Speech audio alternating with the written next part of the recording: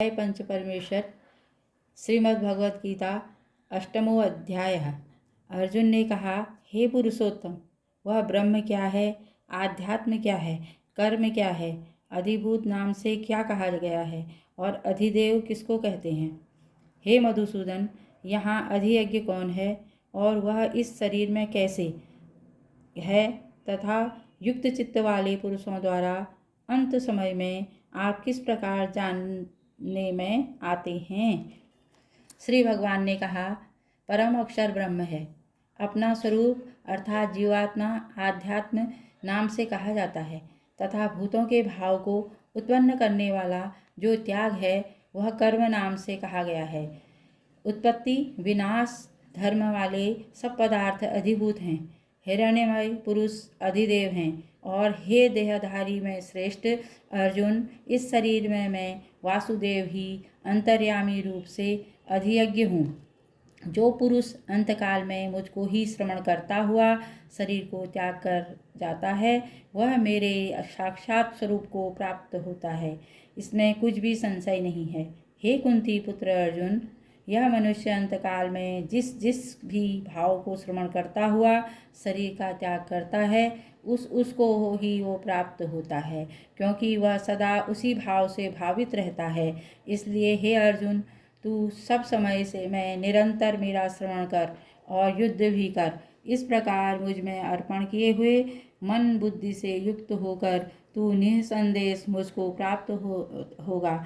हे पार्थ, यह नियम है कि परमेश्वर के ध्यान के अभ्यास रूप योग से युक्त दूसरी और न जाने वाले चित्त से निरंतर चिंतन करता हुआ मनुष्य परम प्रकाश रूप दिव्य पुरुष को अर्थात परमेश्वर को ही प्राप्त होता है।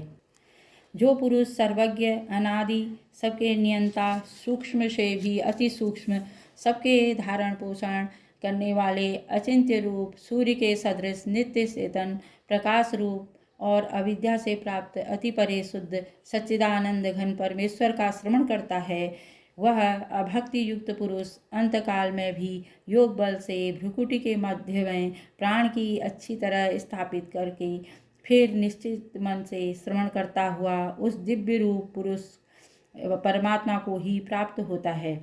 वेद के जानने वाले विद्वान जिस सच्चिदानंद घन रूप परम पद को अविनाशी कहते हैं, आसक्ति रहित यत्नशील सन्यासी महात्मा जन जिसमें प्रवेश करते हैं और जिस परम पद को चाहने वाले ब्रह्मचारी लोग ब्रह्मचर्य का आचरण करते हैं, उस परम पद को मैं तेरे लिए संक्षेप में कहूँगा।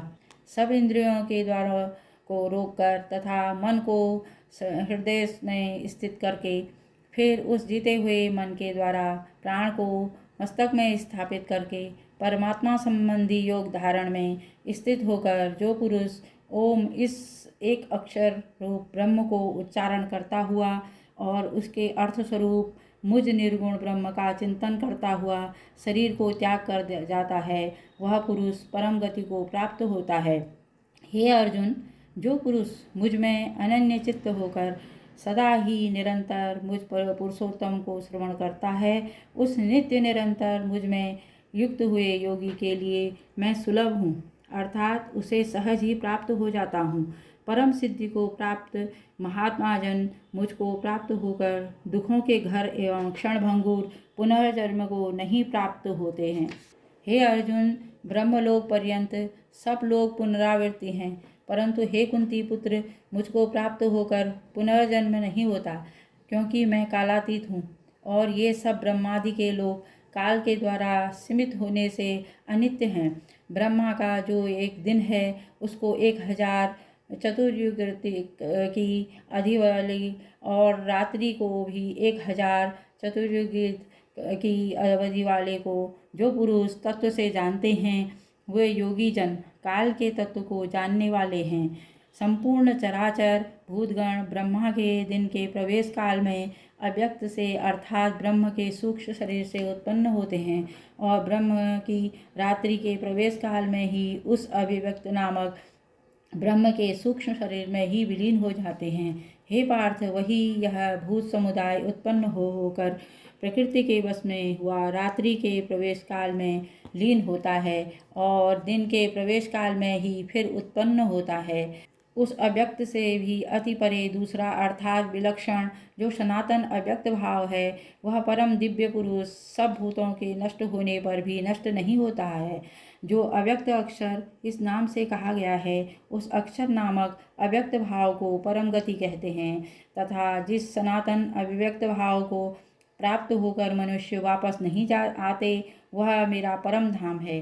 हे पार्थ, जिस परमात्मा के अंतर्गत सर्वभूत हैं और जिस सच्चिदानंद घन परमात्मा से यह समस्त जगत परिपूर्ण है, वह सनातन अभिव्यक्त परम पुरुष तो अनन्य भक्ति से ही प्राप्त होने योग्य हैं।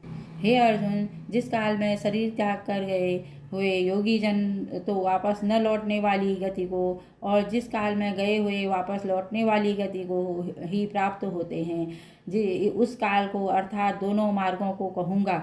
जिस मार्ग में ज्योतिर्मयी अग्नि अभिमानी देवता हैं, उनका अभिमानी देवता है शुक्ल पक्ष का अभिमानी देवता और उत्तरायण के 6 महीनों का अभिमानी देवता है, उस मार्ग में मरकर गए हुए ब्रह्मवेत्ता योगी जन उपयुक्त देवताओं द्वारा क्रम से ले जाए जाकर ब्रह्म को प्राप्त हो जाते हैं।